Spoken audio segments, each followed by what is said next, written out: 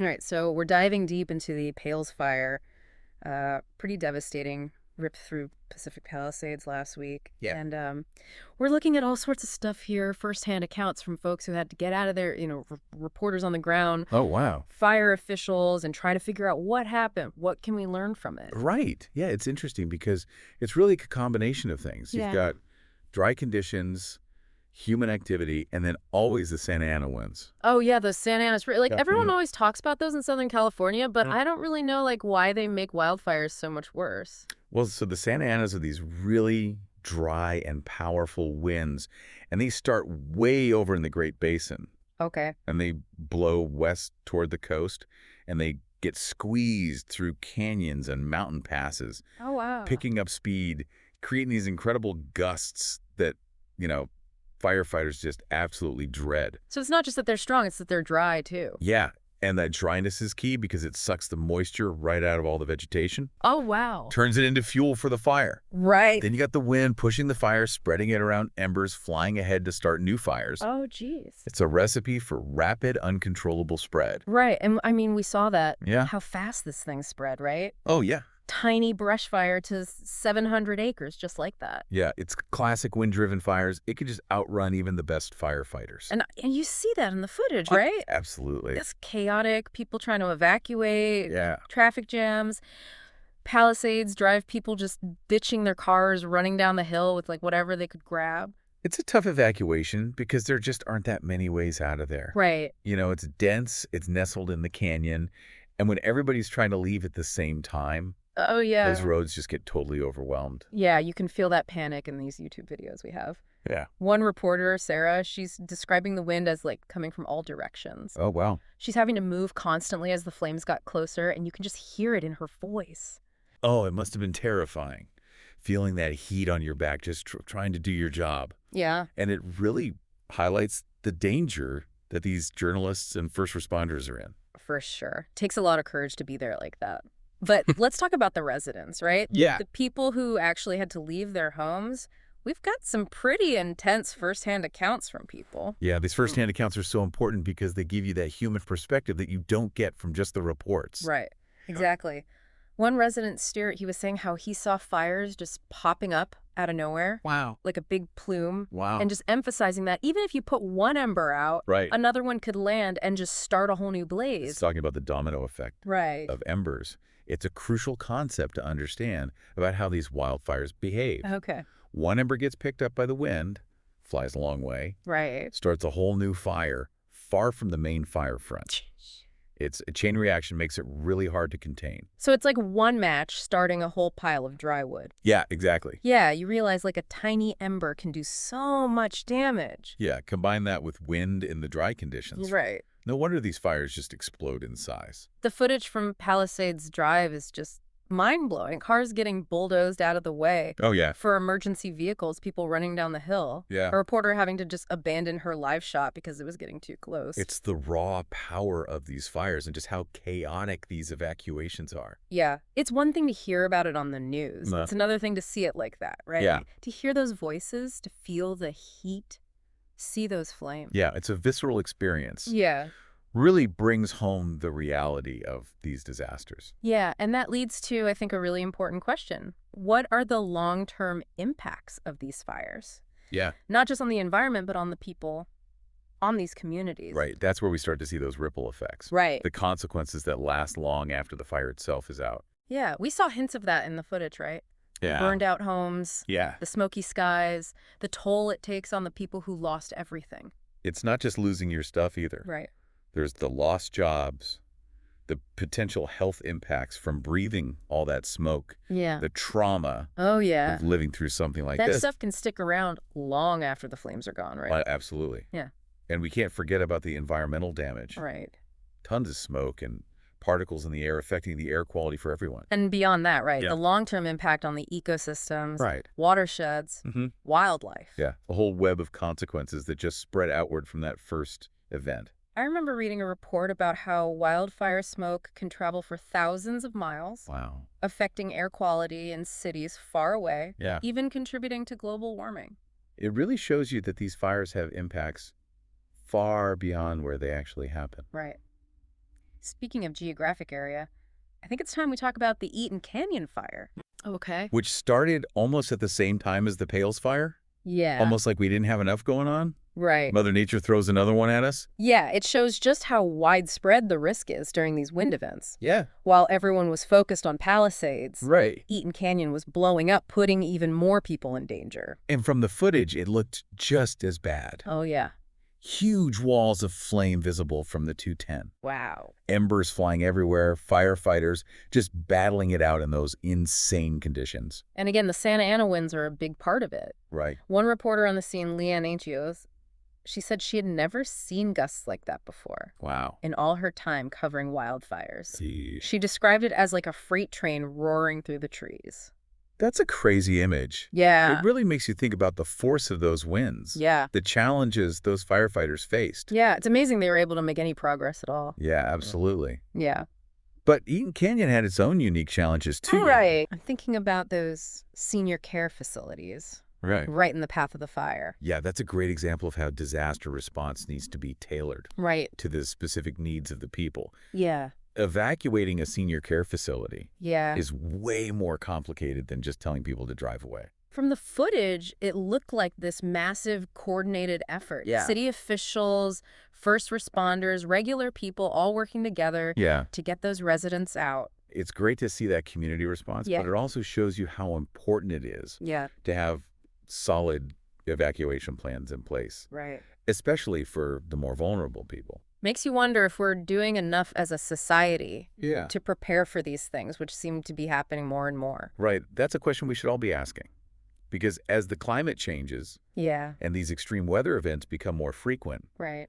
our current systems might not be enough. Right. You're right. And while it's important to focus on the immediate response, we also need to be thinking long term. Yeah. How do we reduce the risk of these fires in the first place? Exactly. Are we managing the land properly? Are we building responsibly in fire-prone areas? Those are the big questions. Yeah. And there's no easy answers, but we need to be having these conversations Yeah. at all levels, Right. from our communities to the government. It's about being proactive, not just reacting after the disaster happens. Exactly. We need a shift in mindset. Yeah. Realize that we're all in this together Right. and that we all need to adapt to survive. Speaking of adapting, I think it's time to bring it back to those incredible visuals. Oh, yeah. They really are the heart of the story. They really are. Yeah. Those videos give you a real gut-level understanding of what happened Right. in a way that words just can't. I mean, we can talk about acres burned and evacuation orders. Yeah. But it's those images, the houses on fire, the traffic jams, Yeah. the exhausted firefighters. That's what stays with you. Those are the things that stick with you, right? Yeah. Yeah, the power of those visuals is undeniable. Yeah. They connect you emotionally, and that's so important to understand the impact of all this. And remind us that these aren't just stories on the news. Right. They're real events happening to real people. Exactly. Right. And while we've tried to cover the main points here, Right. I really encourage you to watch those YouTube videos. We pulled some really good ones. Yeah.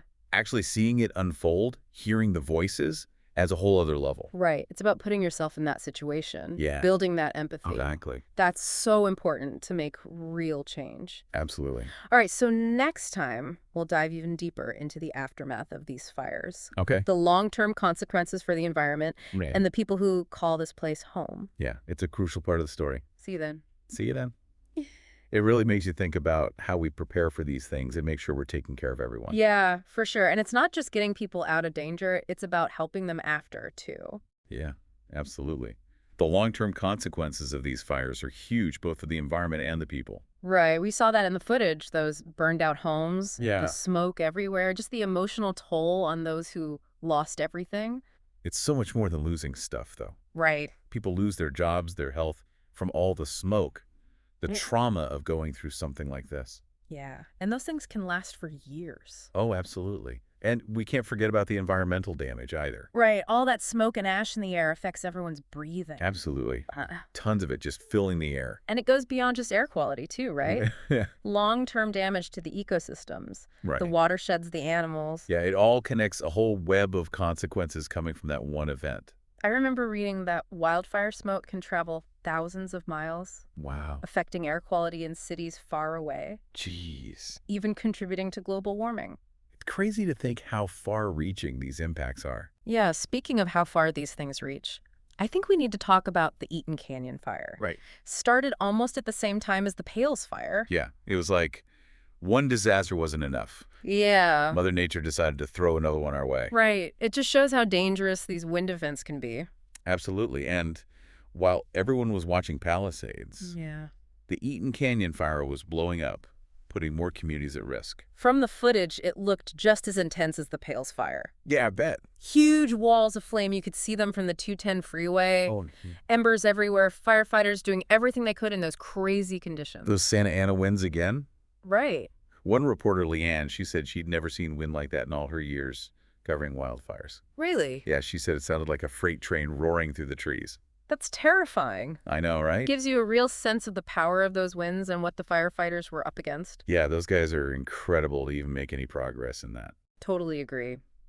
But the Eaton Canyon fire had its own challenges too, right? Oh, yeah, definitely. Like evacuating those senior care facilities. Yeah, that's a perfect example of how we need to think about everyone when Yeah. we plan for these things. Yeah. Evacuating a senior care facility is not like telling people to jump in their cars and go. Right. From the videos, it looked like this huge effort. Yeah. City officials, first responders, even regular people all working together Yeah, that's amazing. to get those residents to safety. You love to see that kind of community response, Yeah. but it shows how important it is Yeah, to have Yeah. good plans in place for evacuations, for sure. especially for folks who need more help. It really makes you think, are we doing enough as a society to be ready for these fires? That's a good question, especially with climate change Yeah. and these extreme weather events happening more and more. Right. I'm not sure our current systems are going to be enough. You're right. And it's important to deal with the immediate danger, Yeah. but we need to think long term too. How do we reduce the risk of these fires happening in the first place? That's the key question. Are we managing the land the right way? Right. Are we building smart in areas prone to fire? Those are the tough questions that we need to be asking. Yeah, And there are simple answers, Hmm. but we got to have these conversations we do. at every level, Absolutely. in our neighborhoods, with our governments. It's about being proactive, not just waiting for the next fire to start. Totally. We need a new way of thinking. Yeah. Realize that we're all in this together, and we got to adapt to survive. And speaking of adapting, I think it's time to bring it back to those incredible visuals. Oh, yeah. Those videos are something else. They really are the core of this story. Absolutely. Watching those videos gives you a visceral understanding Yeah. that you just can't get from words alone. I mean, we can talk about how many acres burned and evacuation orders, Right there. but it's those images of houses on fire, people stuck in traffic jams, Yeah. those exhausted firefighters. Yeah, that's the stuff that stays with you. That's what really hits home. Yeah, Yeah. the power of those visuals, they connect you to the reality of it all. Yeah. It makes it real, and that's crucial to understanding the true impact of these events. And it reminds us that these aren't just stories. Right. These are real people going through this. Exactly, and we've tried to cover the main points here, Right. but I really encourage everyone to watch those YouTube videos. Yeah, sure. Actually seeing it unfold, hearing those voices, it adds a whole other layer of understanding. Right. It's about putting yourself in their shoes, Yeah. feeling that empathy. Exactly. That's what drives real change. Absolutely. Yeah. It really makes you feel it in a way that just talking about it can't. Right. Those images really make you realize how serious this is and what we need to do to be ready. Yeah. And I gotta say, I feel a lot more prepared for fire season after doing this deep dive. Learning about those Santa Ana winds, those embers, how important an evacuation plan is. Right. It's true. What they say, knowledge is power. And that knowledge helps us make smart decisions and take action. And talking about action, one of the craziest things I saw was that bulldozers pushing those abandoned cars out of the way to make room for the fire trucks. Oh, yeah, that was intense. Talk about a desperate situation. It shows you how important it is to have those clear evacuation routes and everyone working together. Yeah. Can you imagine being stuck in traffic with a fire coming at you, knowing every second counts? I don't even want to think about it. Right. It just shows you how important it is to listen to those evacuation orders, have your go bag ready, and be ready to leave immediately. No time to mess around. Right. And it's not just about being ready yourself. It's about helping each other out. Yeah, for sure. Checking on your neighbors, especially the older folks, coordinating evacuations, sharing resources, all that stuff makes a big difference. Absolutely. That's what community resilience is all about, helping each other out even when things are falling apart. It's really inspiring, but it also makes you wonder, are we doing enough to prevent these fires in the first place? Yeah, that's the big Well, question. Are we managing the land the right way? Are we building smart?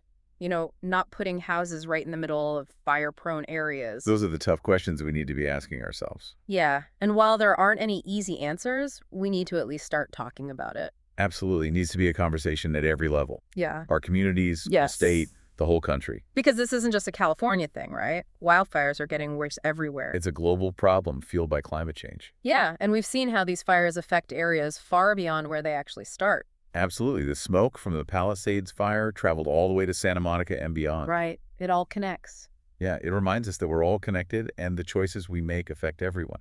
So it comes back to that question, what can we learn from these fires? Right. What can we learn about how wildfires behave, how we evacuate, and the human impact of these disasters? I think the main thing to take away from all this is that sense of urgency. We need to act now. Absolutely. These fires are a wake-up call. We need to prepare for a future with even more fires. And that action can be a lot of things, right? From supporting policies that tackle climate change and land management to having our own evacuation plans and checking on our neighbors. Exactly. It's about taking responsibility for ourselves and working together to build stronger communities. Because in the end, our survival depends on how we adapt and how we support each other when things get tough. Couldn't have said it better myself. And on that note, I think we'll leave you with a final thought to chew on. How can we do better? How can we reduce the risk of wildfires as the climate keeps changing? Can we find a balance between development and protecting nature? What about technology? Can that help us prevent and fight these fires? These are complex questions with no easy answers, but they're questions we need to keep asking. Absolutely. I hope this deep dive has given you some things to think about and maybe inspired you to take action no matter how small to create a safer future for all of us. Me too. Thanks for joining us. Thanks for having me.